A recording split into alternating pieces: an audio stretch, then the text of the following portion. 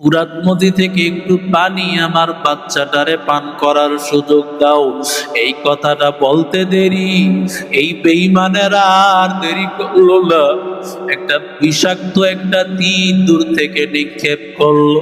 ওই দিনটা আসিয়া হযরত হুসাইনের বুক ভেদ করিয়া পিছন দিয়া বের হয়ে গেল, আর রক্তগুলো হযরত হুসাইন নিয়া নিজের গালের মধ্যে লাগাই, আর আলী আসগরকে আকাশের দিকে উঠাইয়া বলে, ও আসমানের মালিক, তাকাইয়া দেখেন রে আল্লাহ, আপনার কাছে তো সালেহ নবীর উটনি রক্তের চাইতে এই রক্তের অনেক দাম, কারণ এই রক্ত হলো নবীর কলিজার টুকরার রক্ত।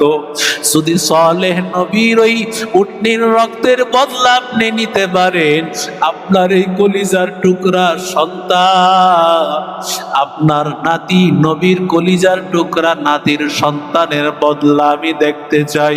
কেন আমার এই ছোট্ট বাচ্চাটাকে এইভাবে নির্মমভাবে শহীদ করা হল? ওরে আল্লাহর বান্দারা, এর যুবক ও নবীর আশিক উম্মতের দল, ও আল্লাহর বান্দারা, এবার হুসাইন রাদিয়াল্লাহু তাআলা আনহু একাই যুদ্ধ করতেছেন। হুসাইন বাচ্চাটারই যখন তাকাইয়া দেখেছেন বাচ্চাটার আওয়াজ বন্ধ হয়ে গেল। আল্লাহ বলেন, যারা আল্লাহকে পাইতে চায়, আল্লাহর মহব্বতের সামনে আগায়, আল্লাহ তার সব রাস্তাগুলো খুলিয়া দেয়। ও ছাত্র ভাইরা, আপনারাও আল্লাহকে চান, হাফেজ হতে চান, আলেম হতে চান। হুসাইন তো নিজের জীবনটাকে বিলাই দিছে আল্লাহরে পাওয়ার জন্য। হুসাইন নিজের জীবনকে বিলাইয়া দিয়েছে নবীর আদর্শটাকে টিকাইয়া রাখার জন্য। ও ছাত্র ভাই, আপনার জীবন দেওয়া লাগবে না, সময়টারে কাজে লাগান, আল্লাহ আপনারে হাফেজ বানায়া দিবে। সময়টারে কাজে লাগান, আল্লাহ আপনারে আলেম বানায় দিবে। সময়টারে কাজে লাগান, আল্লাহ আপনাকে জগৎ বিখ্যাত আল্লাহওয়ালা বানাইয়া দিবেন। ও আল্লাহর বান্দারা, ও নবীর আশিক উম্মতের দল, ও আশিক রাসূলের দল, যারা আশিকে হুসাইন, আশিকে হুসাইন, যারা হায় হাসান হায় হুসাইন বলিয়া হযরত হুসাইনের আশিক বলে দাবি করো, তোমাদের জন্য হুসাইনের আদর্শ তো তখন ঠিক হবে যখন তোমরা 10ই মুহররম রোজা রাখিয়া এর আগের দিন বা পরের দিন আরেকটা মিলাইয়া দুইটা রাখিয়া আল্লাহর কাছে দোয়া করবা। আল্লাহ তাআলা এই উসিলায় হুসাইনের মর্যাদা আল্লাহ বাড়াইয়া দিবেন, আর হাসরের ময়দানে হুসাইনের সাথে একসাথে জান্নাতে উঠায় দিবে। হুসাইন বলে, আমি ইয়াজিদের কাছে বায়াত গ্রহণ করব না। এবার হুসাইনকে একের পর এক জুলুম করা হয়। হুসাইন মদিনায় এমন সময় চিন্তা করলেন, মদিনায় আমার জন্য থাকা নিরাপদ না, মক্কাটা আমার কাছে বড় নিরাপদ। এই জন্য তিনি মক্কায় চলে যাবেন, অথচ যেই মক্কা থেকে মদিনায় নবী আসছিলেন বাঁচার জন্য এবং শান্তি পাওয়ার জন্য, সেই মদিনা ছাড়িয়া হুসাইন চলিয়া যায়। হুসাইন এবার নানা রওজা মুবারকের সামনে হাজির। এবার চোখের পানি ফালাইয়া ডাক দিয়া বলে, নানা ভাই, যেই দিন প্রতিষ্ঠা করার জন্য মক্কা থেকে মদিনায় আপনি আসছিলেন, আজকে আমি ওই মদিনায় থাকতে পারলাম না, মদিনা থেকে আমার মক্কায় চলে যেতে হচ্ছে। চোখের পানি ফালাইয়া হযরত হুসাইনের চোখে পানি, হুসাইনের চোখে পানি, কান্নার আওয়াজ। এবার হযরত হুসাইন রাদিয়াল্লাহু তাআলা বিদায় হয়ে চলে গেলেন। মক্কায় যাওয়ার পর কুফা থেকে একের পর এক ইরাকের নগরী শহর কুফা থেকে বারবার বারবার চিঠি আসতেছে, হোসাইন আপনি আসেন, আপনার কাছে আমরা বায়াত গ্রহণ করব। আরে আল্লাহর বান্দা, এর যুবক, একটা নয়, দুইটা নয়, 360টা চিঠি। কারণ মুনাফিকদের কথা বড় মিষ্টি হয়, কিন্তু এদের ভিতরে বড় খারাপ। ওয়াইদা ক্বালা লাহুম ওয়াইদা ক্বাইলা লাহুম আমিনু কামা আমানান নাস, যখন বলা হয় সাহাবায়ে কেরামের মতো ঈমান আনো, আল্লাহর বান্দারা বলে আমাদের ভিতরে সব ঠিক আছে, আসলে ওদের ভিতরে ঠিক নাই। এই জন্যই তো বলে কালেমার পতাকা নামায়া ফেলো। বাংলাদেশের পতাকা আর আমার দলের পতাকা ছাড়া অন্য পতাকা নামাইয়া ফেলো, অথচ কালেমা খচিত পতাকা সৌদি আরবেও আছে, আরো কয়েকটা দেশে আছে। ওরে আল্লাহর বান্দা, কালেমা সহ্য হয় না কার? একমাত্র বেঈমান, মুনাফিক আর নাস্তিকের, ঠিক কিনা?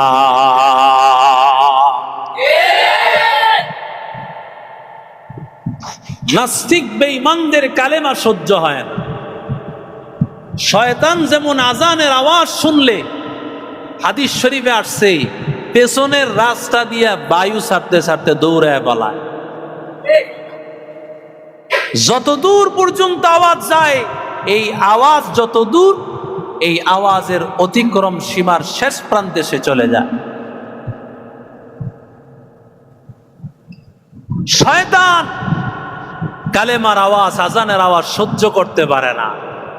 ঠিক বেঈমান নাস্তিক মুরতাদেরা, এরাও কালেমা খচিত পতাকা পছন্দ করে না, অথচ শহরের পর শহর, এক প্রান্ত থেকে আরেক প্রান্ত, মাইল কি মাইল আর্জেন্টিনা ব্রাজিলের পতাকা লাগাইলো, তাতে কিছু হইল না, কিন্তু কালেমা খচিত পতাকা একটাই তাদের বুকে কাঁপুনি ধরিয়ে দিয়েছে। ঠিক কিনা জোরে কন? বিপ্লব মানে জীবন দেওয়া, বসে থাকা নয়, সে কোনো দিন আসবে না, করো যদি ভয়। ঠিক কিনা বলেন? বিপ্লব মানে জীবন দেওয়া, বসে থাকা নয়, সে কোনো দিন আসবে না রে, করো যদি ভয়। আসবে বিজয়, বিপ্লব আর জীবনের বিনিময়, আসবে বিজয়, বিপ্লব আর জীবনের বিনিময়। বিপ্লব মানে জীবন দেওয়া, বসে থাকা নয়, সে কোনো দিন আসবে না রে, করো যদি ভয়। ঠিক কিনা জোরে বল? বিপ্লব ঘটায় গেছেন হযরত হুসাইন, এমন এক বিপ্লব ঘটায় গিয়েছেন, পৃথিবীর মানুষকে দেখায় দিয়েছেন। হযরত হুসাইন রাদিয়াল্লাহু তাআলা আনহু, ওনাকে বারবার ডাকা হচ্ছে। হুসাইন রাদিয়াল্লাহু তাআলা আনহুর কাছে চিঠি আসছে কয়টা? 360টা চিঠি। ওই যে বললাম, মুনাফিকদের কথা বড় মিষ্টি মিষ্টি কথা, কিন্তু ভেতরে খারাপ। এদের ভিতরে উদ্দেশ্য তো ছিল ভিন্ন রকম। হুসাইনকে বলছে, আসেন, আমরা সবাই আপনার হাতে বায়াত হব, আসেন, ইসলামের বাক্স হবে একটা। অথচ ইসলামের বাক্স দৌড় দিছে আমেরিকার দিকে। কথা কন না কে? আরো জোরে কন। ইসলামের বাক্স লয়ে কই দৌড় দিছে? ডোনাল্ড ট্রাম্পের দিকে। কার দিকে? ট্রাম্পের দিকে।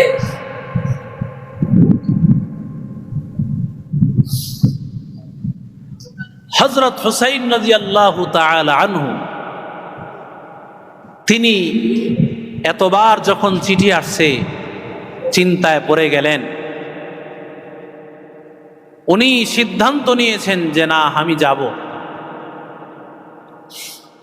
তো হযরত হুসাইনকে নিষেধ করতেছে আব্দুল্লাহ বিন জুবায়ের, আব্দুল্লাহ বিন আব্বাস সহ বড় বড় জলিলুল কদর সাহাবীরা তাকে নিষেধ করতেছেন, হুসাইন তুমি যেও না।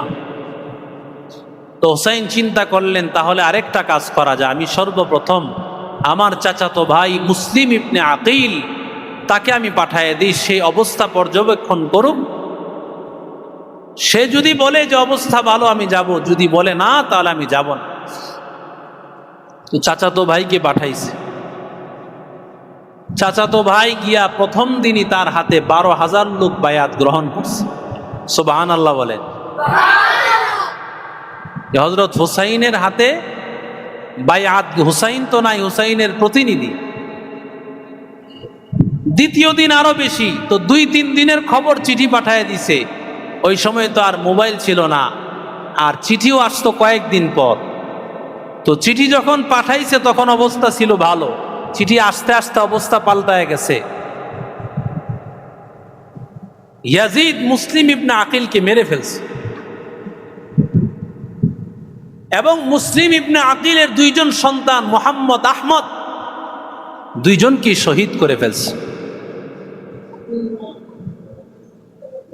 এই অবস্থা যখন, অবস্থা কি পরিমাণ ব্যতীত হয়েছে।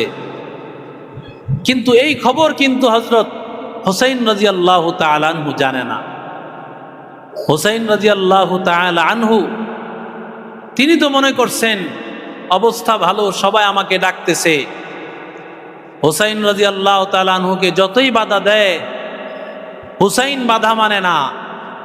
আল্লাহ তাআলার কথা তো বাস্তব হতে হবে, রসুলের কথা তো বাস্তব হতে হবে। হুসাইন তো শাহাদাতে কারবালা হতে হবে, কারণ আল্লাহ তাআলা আল্লাহ বলে দিয়েছেন হুসাইনের শহীদ কারবালা প্রান্তরে সে শহীদ হবে।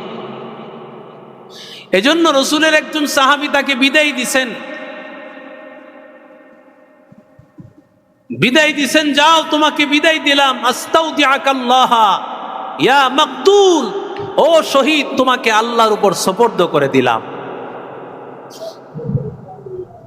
শহীদ বলে তাকে রসুলের ওই ভবিষ্যৎবাণী, রসুল তো বলে দিয়ে গেছেন হুসাইন মারা যাবে, শহীদ হবে কারবালার প্রান্তরে। হুসাইন রাদিয়াল্লাহু তাআলা আনহু আসছেন। যখন হুসাইন রাদিয়াল্লাহু তাআলা আনহু আসছেন, আয়েশা দেখে না অবস্থা তো বিপরীত দিক। তিনি তার পরিবার পরিজন সহ মোটামুটি ভাবে 72 জন লোক নিয়ে গেছেন, যুদ্ধ করতে পারে এমন 72 জন লোক নিয়ে গেছেন। এদেরকে উদ্দেশ্য ছিল এটা নয় যে যুদ্ধ করবে, যুদ্ধ করার জন্য হযরত হুসাইন যান নাই। উনি গিয়েছেন পরিবার সহ, বায়াত গ্রহণ করবে, তিনি সেখানে থাকবেন, মানুষের রাষ্ট্র পরিচালনা করবেন, এই উদ্দেশ্যে তিনি গিয়েছেন। ইনসাফ ও ন্যায় প্রতিষ্ঠা করার জন্য হযরত হুসাইন গিয়েছেন। হযরত হুসাইন রাদিয়াল্লাহু তাআলা আনহু তিনি চাইলেন মীমাংসা হয়ে যাক। আব্দুল্লাহ বিন জিয়াদ তিনিও চিন্তা করলেন যদি ইয়াজিদের সাথে দেখা করলে মীমাংসা হয় তাহলে হোক। তো শিমারের কাছে লিখে দিছে যে যাও তাকে গিয়া বলবা ইয়াজিদের সাথে অনুমতি দিলাম তার সাথে পরামর্শ করতে, দেখা করতে। শিমার কি করছে, এই চিঠি নিয়ে চিঠির বাসা পাল্টায় দিছে, বলছে যুদ্ধ হবে। শিমার কি বলছে, যুদ্ধ হবে। উবাইদুল্লাহ বিন জিয়াদকে এতটুকু সময়ের জন্য ভালো মনে করা যায়। সীমার আসল পেচ লাগায় দিল, বলে যুদ্ধ হবে, তোমাদের সাথে আসল ফায়সালা হলো যুদ্ধ, আর কোনো ফায়সালা নাই। হযরত হুসাইন রাদিয়াল্লাহু তাআলা আনহু মুহররমের 9 তারিখ রাতের বেলায় হযরত হুসাইন রাতের বেলায় ঘুমাইয়াছে। হুসাইন এমন সময় যায়েনব রাদিয়াল্লাহু তাআলা আনহা, যিনি হযরত হুসাইনের বোন ছিলেন, হঠাৎ করে ঘুম থেকে উঠিয়া কান্নার আওয়াজ। হুসাইন বলে, বল কেন কান্না করো? বলে, আমি দেখলাম, আমি তাকাইয়া দেখলাম তুমি কারবালার প্রান্তরে তুমি শহীদ হয়ে গেছো, এই জন্য আমি কান্না করতেছি। হুসাইন নাক দিয়া বলে, রে বোন, আমি এখনো মারা যাই নাই, এরপরও তুমি জিন্দা থাকতেই মাতম শুরু করে দিলা। কোন ভালো করে শুনে নাও, আমার ইন্তেকালের পরে মাতম করে কান্না করা যাবে না। হুসাইন দুনিয়ার মানুষকে জানায় দিলেন মাতম করে কান্না করা যাবে না। আজকে যারা মাতম করে কান্না করে, হাই হোসেন হোসেন বলে কান্না করে আর বিলাপ করে, ওদেরকে জুতা দিয়া পিটাইয়া সোজা করবে। হুসাইন কনা তো হোসেন হোসেন, হোসেন কি তোর বাপ লাগে রে? কথা কয় না কে? হাসান হোসেন কয়। জায়েদরে যদি যাইতা কয় খুশি হইব না জুতা দিয়ে পিটাইব? নাদিমরে যদি নাইদা নাইদা কয়, হ্যাঁ কথা কন না কে? ঠিক না বে ঠিক? মানুষ কতটুকু নিচে গেলে রসুলের কলিজার টুকরা, তাদের ব্যাপারে এই বক্তব্য। এবার 9 মুহররম রাতের বেলায়, 9 মুহররম রাতের বেলায় হযরত আব্বাস রাদিয়াল্লাহু তাআলা আনহু অনেক দিন হয় নবীর স্বপ্ন দেখে না। ওই মুহররমের 10 তারিখ, 9 মুহররমের রাত, মানে মুহররমের 10 তারিখের রাত এটা। এমন সময় আব্বাস তাকাইয়া দেখতেছে আবার নবী যেন কই রওনা করেছে। এবার আব্বাস দৌড়াইয়া যায়, বলে নবী কতদিন হয় আপনার চেহারাটা একটা নজর দেখি না গো পয়গম্বর, একটু দাঁড়ান, আপনারে মনটা ভরে আজকের দিনে দেখি। নবী বলে, রে আব্বাস এখন দেখার টাইম নাই, কথা বলারও সময় নাই, আমি কারবালার প্রান্তরে যাইতেছি, এই বোতল দিয়ে আমি হোসাইনের কিছু রক্ত আমি রেখে দিব, এই রক্তটা আমি আল্লাহর দরবারে পেশ করব।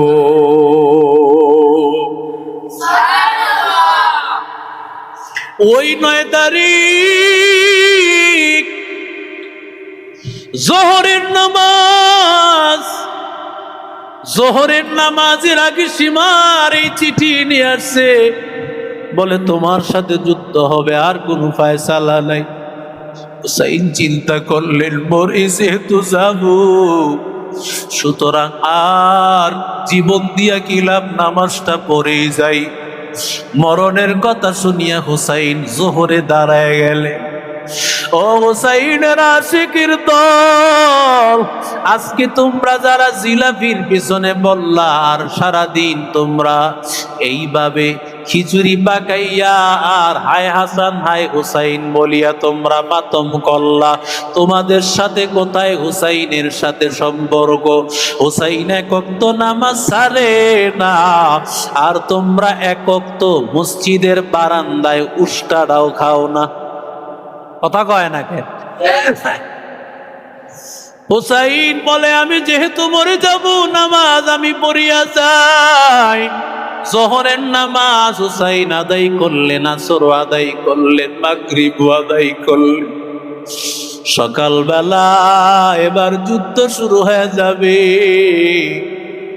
হুসাইন বলে, তোমরা সবাই যাও, কারো দরকার নাই, আমি হুসাইনের দরকার, তোমরা কেউ এখানে থাকিও না। ওরা আমি হুসাইনকে পাইলে ওদের আর কিছু লাগবে না, সবাই চলিয়া যাও। আমি হুসাইনকে পাইলে আর কিছু লাগবে না, তোমরা সবাই চলিয়া যাও, কেউ আর থাকিও না। কিন্তু না না, কেউ তো চলে যায় না। নবীর কলিজার টুকরা হুসাইনকে পালায়া কি করে সবাই চলে যাবে? এরে আল্লাহর বান্দা, ওয়াহাব নামে একজন আল্লাহর বান্দা ঘরের মধ্যে গেছে, গিয়া দেখে তার মা চোখের পানি ফালায়া কান্না করে। এবার মারে ডাক দিয়ে বলে, মা গো, তোমারই আমার বিবি কোনো কষ্ট দিয়েছে নাকি? মায়া ডাক দিয়া বলে, ও সন্তান, না না, তোর বিবি আমারে কোনো কষ্ট দেয় নাই। এবার স্ত্রীর কাছে ডাক দিয়া বলে, ও বিবি, তুমি কি মায়ের কষ্ট দিয়েছো আমার একটু বলো। বিবি ডাক দিয়া বলে, আল্লাহর কসম, না না, আমি তোমার মার কষ্ট দেই না, আমি তোমার মায়ের মনে আঘাত দেইলে। এবার মার কাছে আবার দৌড়াইয়া গিয়েছে, মারে ডাক দিয়া বলে, ও মা, কেন তুমি কান্না করতেছো আমার একটু বলো। মায়ে ডাক দিয়া বলে, রে সন্তান, শুনেছি নবীর কলিজার টুকরা হুসাইন রাদিয়াল্লাহু তাআলা আনহু কারবালার প্রান্তরে আছে। হুসাইনের জানি কি হালত। আজকে যদি আমরা পুরুষ হইতাম আমরা তো নামতে পারতাম, কিন্তু আমরা কি করিয়া নামবো।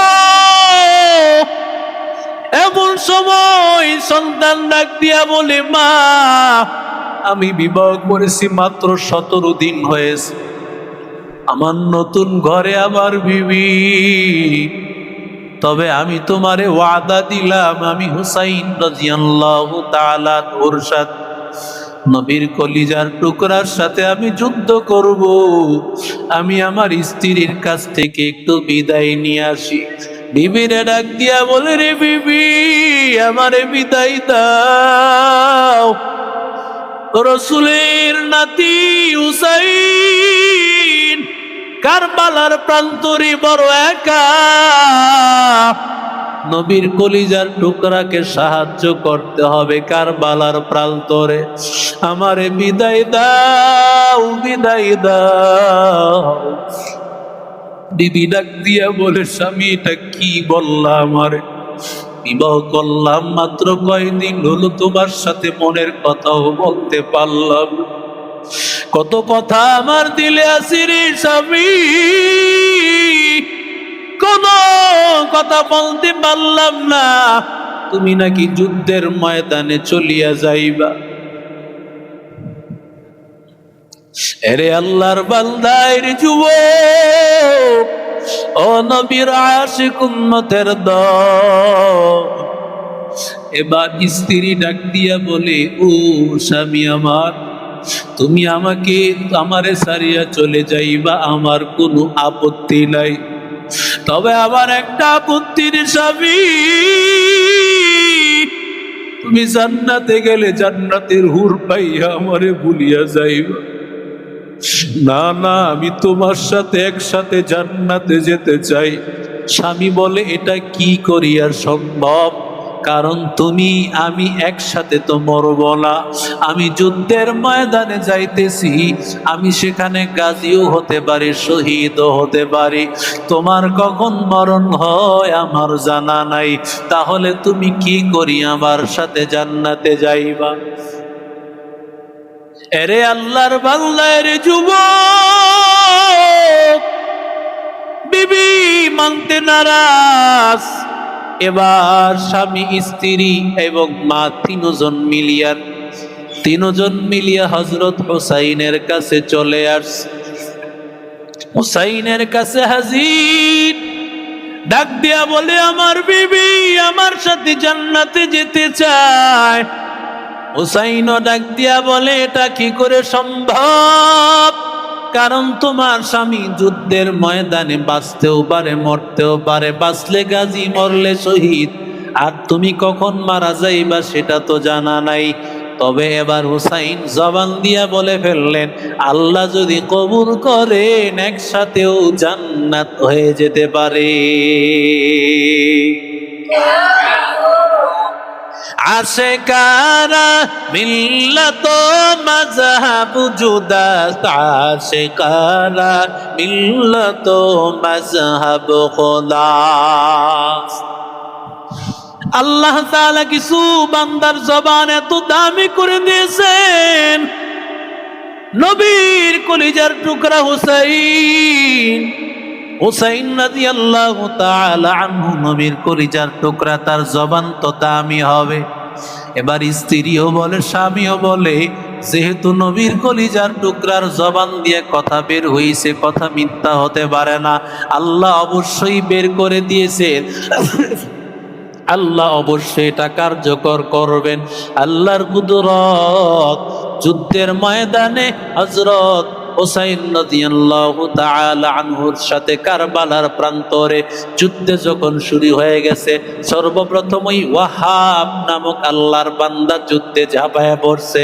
আল্লাহর বান্দা শহীদ। ওদিক দিয়া আল্লাহ তাআলা মালাকুল মাউতকে পাঠাইয়া দিয়েছে। ও মালাকুল মাউত ভাই, ও মালাকুল মাউত তাড়াতাড়ি যাও, ওই ওয়াহাবের স্ত্রীর জানটাও কবজ করে ফেলো। এবার স্বামী স্ত্রী দুইজনের জান কবজ হয়ে গেছে। আল্লাহর তৈরি জান্নাতের মালিক একসাথে হয়েছে। এরে আল্লাহর বান্দা, এরে যুবক, হুসাইন এবার যুদ্ধের ময়দানে একা দাঁড়াইয়া আছে। হুসাইনের সামনে দাঁড়ানোর ক্ষমতা কারো নাই, একাই যেন 1000 মানুষের ক্ষমতা, দাঁড়াইতে কেউ পারে না। হুসাইন রাদিয়াল্লাহু তাআলা আনহু এত কষ্ট ভাই, কারবালার প্রান্তরে এত কষ্ট। হুসাইন রাদিয়াল্লাহু তাআলা আনহু একটা সন্তান আছে আলী আসগর, তার নাম ছোট্ট বাচ্চা, কোলের বাচ্চা, দুধের বাচ্চা।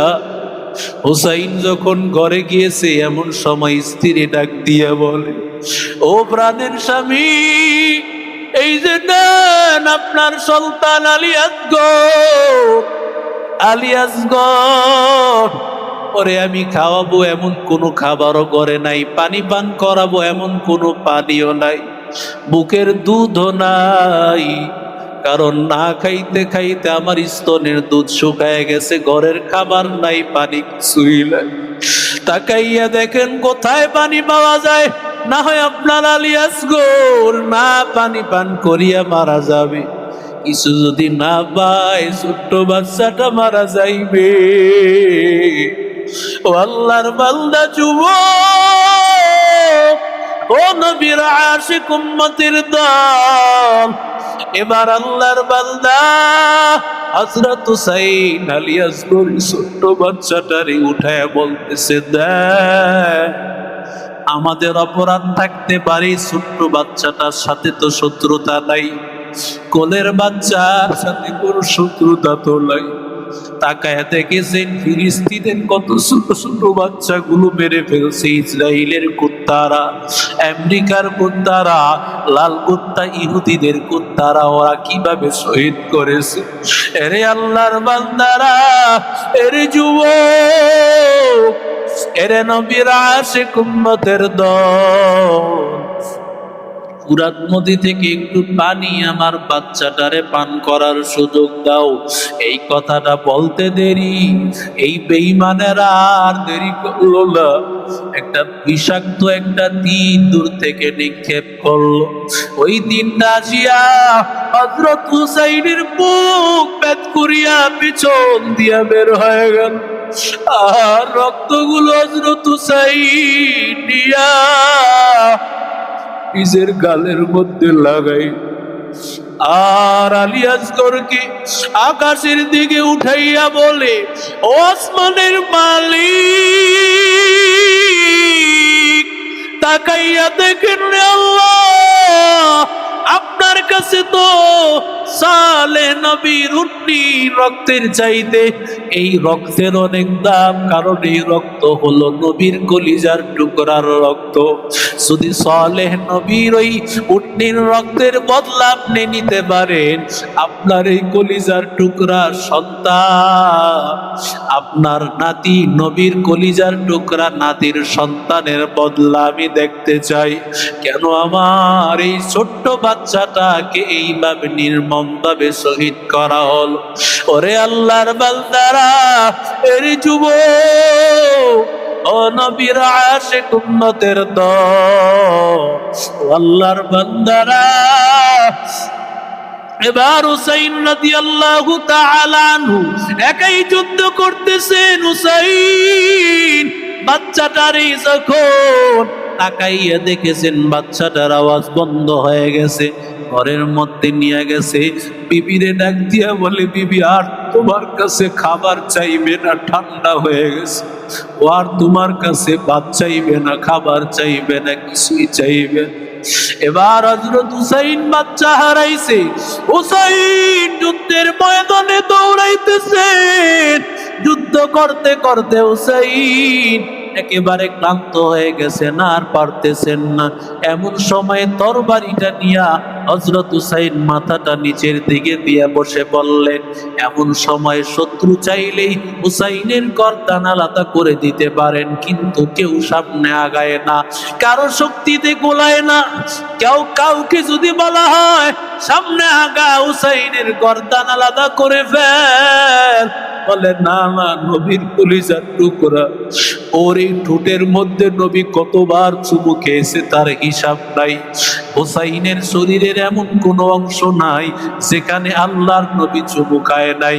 পুরা শরীরে আমার নবী চুমু খেয়েছে, ওই হুসাইনের শরীরে কিভাবে আঘাত করতে পারি। যখন সীমার দেখলো হুসাইনের দিকে মানুষের মনগুলো ঝুঁকে পড়তেছে, না না, হুসাইনকে তো আর বাঁচিয়া রাখা যাবে না। তরবারিটা নিয়া হুসাইনের গর্দান আলাদা করে দিয়েছে। হুসাইনের গর্দান আলাদা উটের পিঠের সাথে লাগাইয়া হুসাইনের গর্দানটা নিয়ে দৌড়ায়। আমার নবীর কলিজার টুকরা, নবীর নাতি হুসাইন কারবালার প্রান্তরে নবীর কলিজার টুকরার রক্ত নিয়ে দৌড়াইতেছে। আল্লাহর নবী উম্মে সুলাইম ওই রাতের বেলায় 11 তারিখ 10 তারিখ মুহররমের 10 তারিখ আল্লাহর নবীর চাচি উম্মে সুলাইম স্বপ্নে দেখতেছে আল্লাহর নবীর শরীরের মধ্যে রক্ত, আমার নবীর শরীরে রক্ত। আল্লাহর নবী রাহমাতুল লিল আলামিন কিছু রক্ত নিয়ে নিছেন, আর নবীর দাড়ি মুবারকের মধ্যে ধুলা লেগে আছে, আমার নবীর মাথায় ধুলা লেগে আছে। ডাক দিয়া বলে, ও পয়গম্বর, আপনার শরীরে এমন হালত কেন? নবী ডাক দিয়া বলে, আমি কারবালা থেকে এসেছি, ওইখানে আমার নাতি শহীদ, আমার নাতির রক্তগুলো আমি নিয়ে আসছি। আমি হাসরের ময়দানে আল্লাহকে দেখাইব আমার নাতি ইসলামের পথে থাকার পরেও কেন আমার নাতিকে শহীদ করে দেওয়া হয়েছে। والذين جاهدوا فينا لنهدينهم سبلنا وإن الله لمع المحسنين। আল্লাহ বলেন, যারা আল্লাহকে পাইতে চায়, আল্লাহর মহব্বতের সামনে আগায়, আল্লাহ তার সব রাস্তাগুলো খুলিয়া দেয়। ও ছাত্র ভাইরা, আপনারাও আল্লাহকে চান, হাফেজ হতে চান, আলেম হতে চান। হুসাইন তো নিজের জীবনটাকে বিলাই দিয়েছে আল্লাহরে পাওয়ার জন্য। হুসাইন নিজের জীবনকে বিলাইয়া দিয়েছে নবীর আদর্শটাকে টিকাইয়া রাখার জন্য। ও ছাত্র ভাই, আপনার জীবন দেওয়া লাগবে না, সময়টারে কাজে লাগান, আল্লাহ আপনারে হাফেজ বানায়া দিবে। সময়টারে কাজে লাগান, আল্লাহ আপনারে আলেম বানায় দিবে। সময়টারে কাজে লাগান, আল্লাহ আপনাকে জগৎ বিখ্যাত আল্লাহওয়ালা বানাইয়া দিবেন। ও আল্লাহর বান্দারা, ও নবীর আশিক উম্মতের দল, ও আশিক রাসূলের দল, যারা আশিকে হুসাইন আশিকে হুসাইন, যারা হায় হাসান হায় হুসাইন বলিয়া হযরত হুসাইনের আশিক বলে দাবি করো, তোমাদের জন্য হুসাইনের আদর্শ তো তখন ঠিক হবে যখন তোমরা 10ই মুহররম রোজা রাখিয়া এর আগের দিন বা পরের দিন আরেকটা মিলাইয়া 2টা রাখিয়া আল্লাহর কাছে দোয়া করবা। আল্লাহ তাআলা এই উসিলায় হুসাইনের মর্যাদা আল্লাহ বাড়াইয়া দিবেন, আর হাসরের ময়দানে হুসাইনের সাথে একসাথে জান্নাতে উঠায় দিবে।